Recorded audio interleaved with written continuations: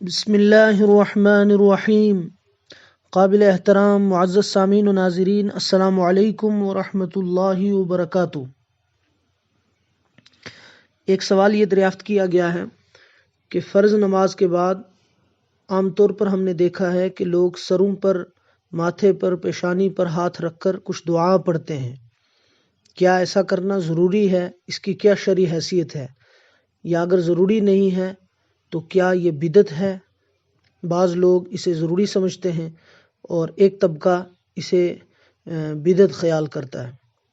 تو اس کا جواب یہ ہے کہ جو دعائیں سر پر ہاتھ رکھ کر نماز کے بعد پڑھی جاتی ہیں، یہ نہ فرض ہیں، نہ واجب ہیں، نہ سنت ہیں، بلکہ یہ نفل اور مستحب کے درجے کی ہیں، اور اس کو بدعت کہنا بھی غلط ہے۔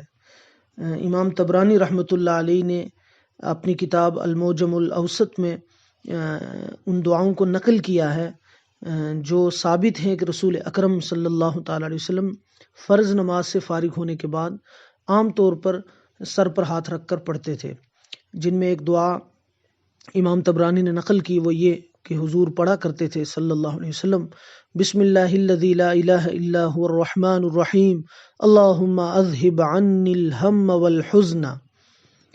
اگرچہ یہ روایات سند کے اعتبار سے کمزور ہیں، لیکن فضائل میں ان روایات کا اعتبار محدثین اور محققین نے کیا ہے۔ اسی طرح اور بہت ساری دعائیں علامہ ہیثمی رحمۃ اللہ علیہ نے بھی ان کی سند پر بحث کرتے ہوئے لکھا ہے کہ یہ دعائیں اصل کے اعتبار سے ثابت ہیں، ان کو بہت زیادہ جو ہے وہ ناجائز، ان کے اوپر بہت زیادہ اصرار کے ساتھ عمل کرنا اس حد تک کہ اس کو ضروری سمجھا جائے، یہ بھی مناسب نہیں ہے، اور ان کی حیثیت کو اور ثبوت کو چیلنج کرنا اور یہ کہنا یہ ثابت نہیں ہے، یہ رویہ بھی درست نہیں ہے۔